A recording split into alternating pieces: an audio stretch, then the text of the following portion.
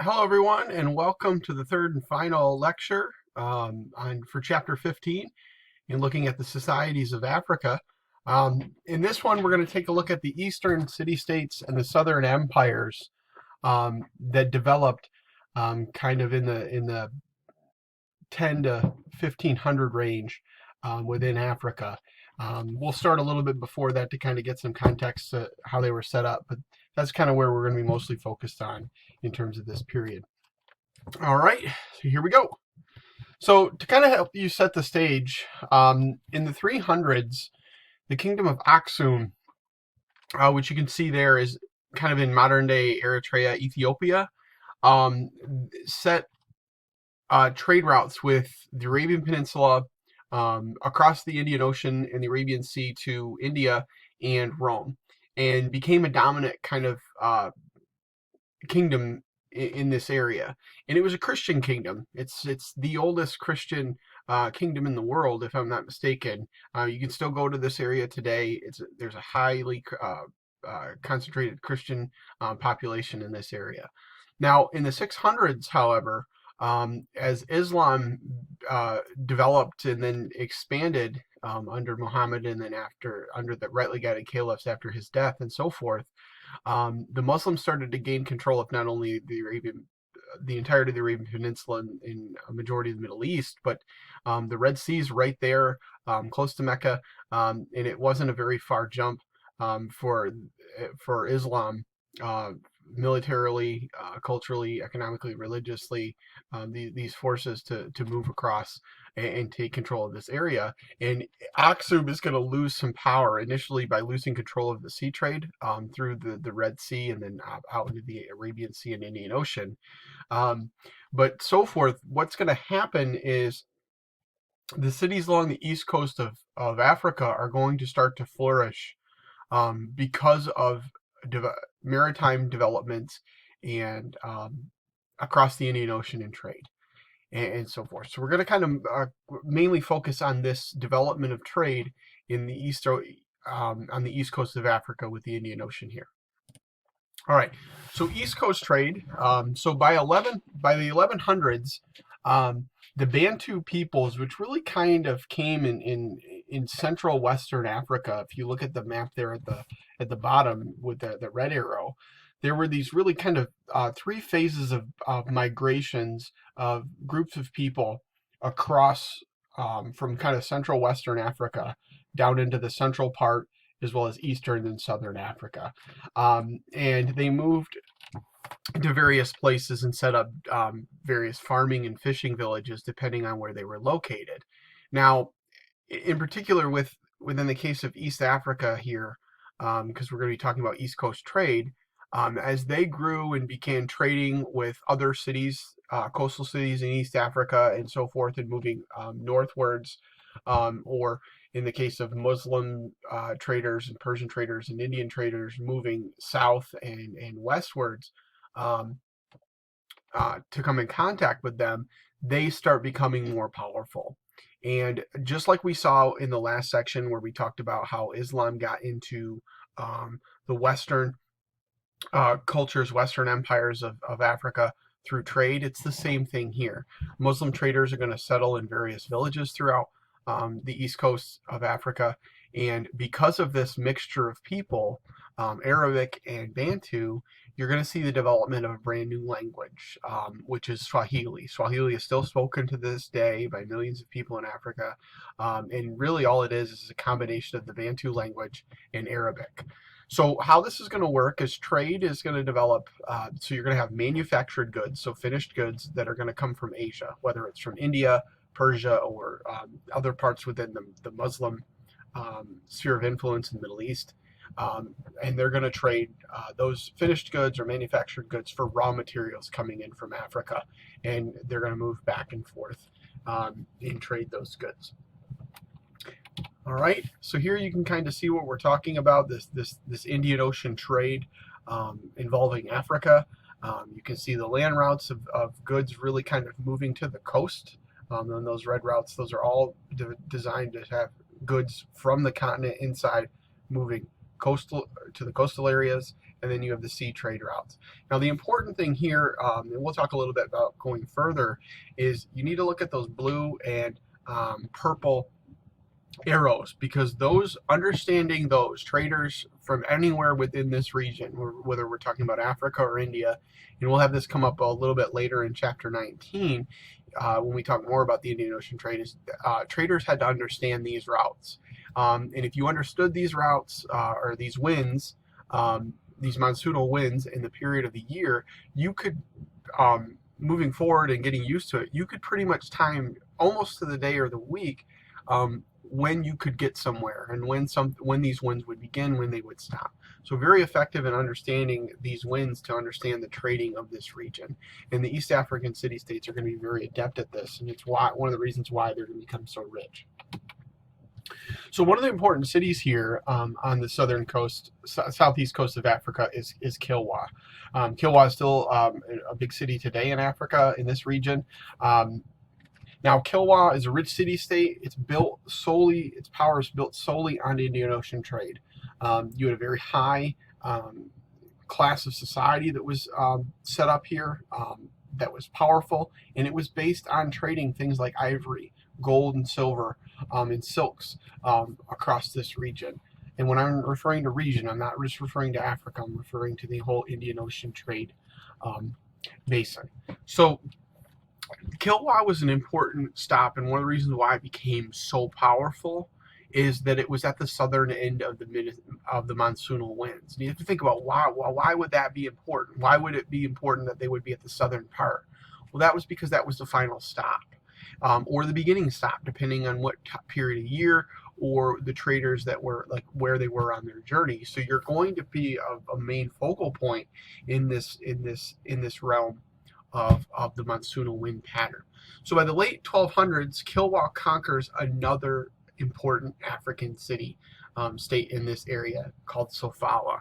And the reason why the conquering of Sofala is important is because it allows Kilwa to gain another leg up in the trading sphere here. They control the gold trade in southern Africa by controlling the city of Sofala, because Sofala is where the gold from the interior of Africa is making its way to. So if you control that city, you're going to help control that trade in the Indian Ocean basin. All right, so here's a picture here to kind of show you what it typically would look like on a dock in an East African city-states trading port. You can see the number of goods that are being traded or loaded onto ships to be traded somewhere else here. And I just have this in here so you can take a look at it. All right, so now I told you in the first lecture, in a brief kind of mapping of where we're going within this unit, that we would talk a little bit about European contact with the African cultures. And we've talked a little bit about it previously, but in the case of East Africa, you need to understand the connections that Europeans make here a little bit more now than when we get more into it later. And we will talk more about this region and come back to it. But for East Africa, you need to understand what the Portuguese did. So in 1488, the Portuguese are able to round the tip of Africa. And with that, they're able to come in contact and use monsoonal winds to get up the east coast of Africa itself. And they come in contact with these East African city-states like Sofala or Kilwa. And they, just like anybody else, they're entering into the trading market. They want to make a profit. Now, in particular, they're looking at two goods here. They want spices and silks. Those are the things that they're looking to trade with from Asia. And they know that the East African city-states have these because they've come into contact with the ports. They can see that they're trading those goods. So they start trading with these East African states. But eventually what they're able to do is they're able to use their modern technology, in this case cannons, on their ships to conquer the African states. And they're able to control trade. And the reason why this is important is because the Portuguese are going to be able to control the majority of the East African trading coast from this point on until the 1960s. So that's going to be a really, really significant period of time that they're going to control this area. About 450 years that they're going to control and use forts that they build to protect these trade routes in this area. So we're going to move to Islamic influences here.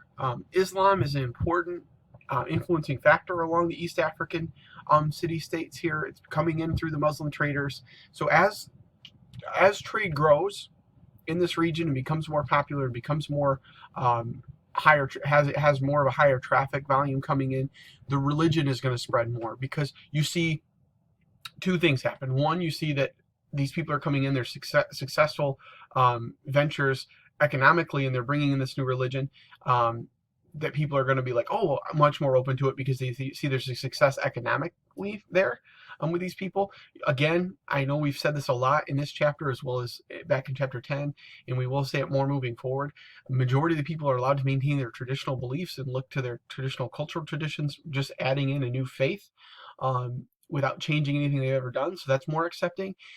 Rulers start to convert to Islam because the connections that they have with advisors and traders. And then also because the religion itself is spreading with the trade, which means there's more wealth. It means that more things are being built, more buildings are being built, specifically mosques. So you have more access to that religion from a religious standpoint. So more people are going to be converting to it voluntarily. All right, so it wouldn't be right to forget, if we're talking about Africa, teaching African history, we have to talk at least briefly about enslavement here. We are going to talk a lot more about it when we get to chapter 20. It has its own section, but really it's going to be specifically almost a unit that we're going to talk about enslavement of Africans. Now, in this case, we're going to be talking more specifically about the East African trade, which is similar but also very different from what's going to develop in the West African trade, in terms of where the slaves go, and also in terms of volume as well, in the role that they'll play. So slavery was a very common practice, not only in Africa at this time, but also in the Islamic world, in people before that, in centuries before that, in various other places too. So they were a traded good, a traded commodity. So Muslim merchants would trade luxury goods from slaves from East Africa. Now, typically these slaves would be supplied through military victories or conquest, but there were examples, significant examples of slaves being supplied through kidnapping, usually from the city-states capturing from other city-states, or from inside, or into more interior cultures. Now, typically, slaves were traded in very small amounts until the 1700s, when the Europeans got a little bit more dominant in this area. But even then, the East African slave trade does not, it's very, very small compared to what we're going to see later in the West and Central African trade that is going to go across the Middle Passage to the Americas. So this is a little bit less. Now, typically, when slaves were being traded from Africa to the other parts of the Indian Ocean basin and beyond, is in Arabia, they were used for domestic chores, used around the house. In India, a lot of slaves were used for military purposes, as soldiers. China, you had servants, but typically slaves would be used as dock workers or ship workers in the ports throughout the trading region. That was really what they were used for in a grand number. But now, in most cases, these slaves, because of the differences, this isn't like plantation slavery that we saw in the Americas. It's more in terms of, it's slavery. You have a service for a number of years, and you can gain freedom, and you can gain advancement in places in society. So it's a little bit different. I'm not saying it's good. It's definitely not, but it is a little bit different than what we typically see in terms of the slavery that reaches the Americas, that we'll talk about later. All right, here you can kind of see what I'm talking about in terms of the numbers. I mean, yes, you have significant numbers moving across the Indian Ocean basin here with the arrows, but look at just just so much more moving across the Americas, and into a different type of slave system than we see along the east coast of Africa, into Arabia, India, and parts of China. All right, so the last real big group that we're going to talk about here is Great Zimbabwe. We'll read a little bit about them as well. Great Zimbabwe was a very significant culture in this time in the southern part of Africa, a little bit more to the interior, landlocked group. excuse me, they're founded on the really pretty much the exact same reason or way that Ghana was able to become an important kingdom, and Mali and Songhai through the trade of gold and the taxation of trade. Now, Great Zimbabwe is located, that culture was located on a very fertile plateau between two very important rivers. So the rivers allowed it for trading to the coast, as well as gave it significant water sources to make this help this plateau be even more fertile. The Zambezi and the Limpopo rivers. Plus, they helped with defensive purposes too, um, adding to the fact that it's also on a plateau. It's raised. Now, they Great Zimbabwe is important to what we just talked about with the East African city-states, because they're going to be the ones with the gold mines, and they're going to be the link from interior Africa, for the most part, to the trading cities on the coast. Now, here's the thing about Great Zimbabwe. We don't know a ton about this culture, because as far as we know, they didn't really have a written language. And we don't know what happened to them in terms of their disappearance. There's unknown reasons for what happened to this society. We just know that we know about gold. We know about the region in terms of its kind of climate and so forth. The other thing we know about them is the ruins they left behind. They're quite impressive. As you see here, this is the main structure that stands in Great Zimbabwe. That archaeologists have uncovered, but we don't really know what happened to them. We just have what's left of the ruins. Okay, and kind of the successor to this is the Mutapa Empire. The Mutapa was founded, as legend has it, by Mutoda, who left his state where he grew up, looking for a fertile valley that had salt, and developed control of an area, and he was able to build a powerful army and exact tribute over places like the Shona and so forth.